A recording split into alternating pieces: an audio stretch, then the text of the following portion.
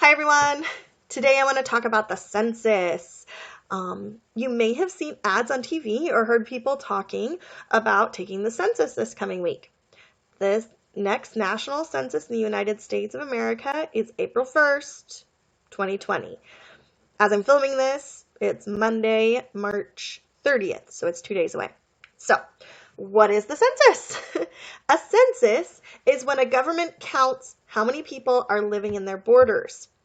A census does not count the citizens, okay? If a citizen of a country is living outside of that country during a census, they are not counted. And if a non-citizen is living inside the country during the census, they are counted. For example, if my friend Bonnie is an American citizen, but she's moved to France for a few years to go to cooking school, she will not be counted in the census. On the other hand, if my friend Sarai is a citizen of Argentina, but she is living in the United States with her husband, who is an American citizen, she will be counted in the census. Censuses have been taken by governments for thousands of years. The first one we have record of happened in the Babylonian Empire in 3800 BCE. Okay? One of the most famous examples of a census comes from Roman history, when the Roman Emperor Caesar Augustus wanted to count everyone in his empire. So he held a series of censuses in each region of his empire. Most of you, or most people, know about this census because according to the Christian New Testament, it is during this census that a man named Joseph took his new wife Mary back home to a town called Bethlehem, where she had a baby named Jesus. One of the most famous birth stories in history, all because of a census in around 6 CE or AD. The first census in the U.S. happened in 1790, and there has been one every 10 years since. So, why is it so important to be a part of the census? First, it is important because the United States is a representative democracy. Okay? That means that the people who run the United States government are supposed to represent the people of the United States government.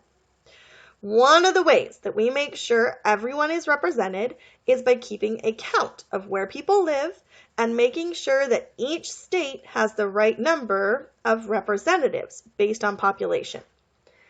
Here's an example. Right now, California has about 40 million people living in the state. Because of this, California has 53 members of the House of Representatives.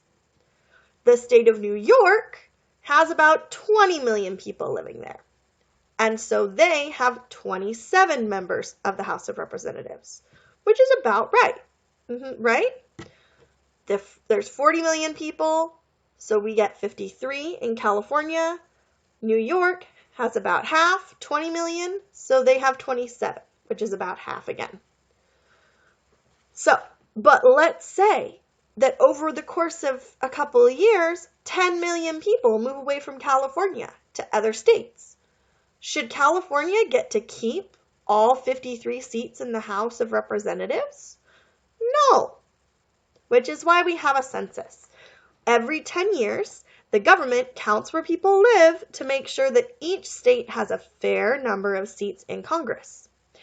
Having more seats in Congress means that a state has more opportunities to get laws passed or money spent that is good for their state.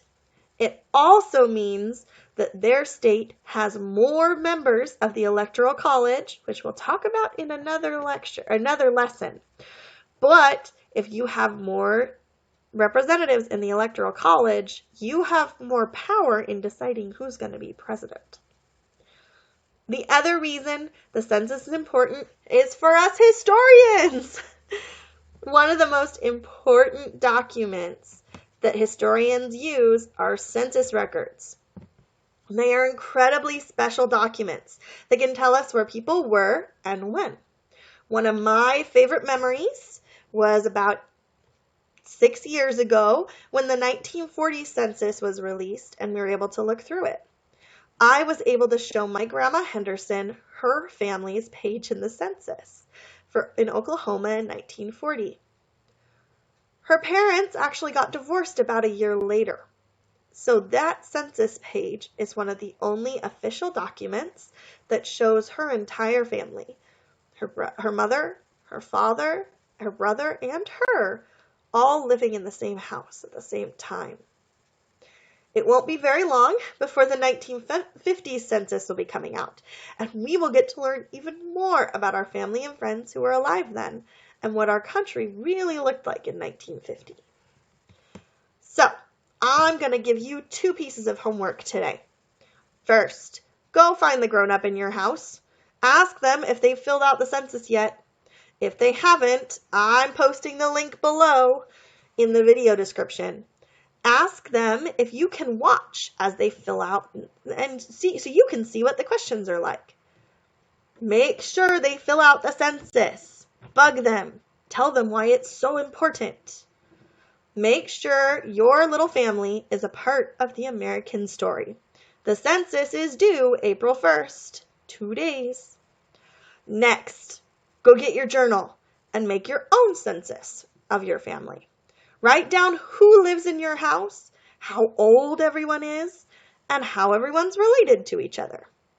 And since it's your own census, make it fun. Write down which pets live in your house and what kind of animals they are and how old they are. Put things like what everyone's job is or their favorite color.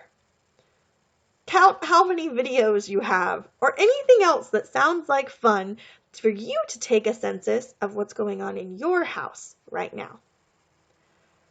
Have a great day, stay out of trouble, and make good choices, like participating in the census.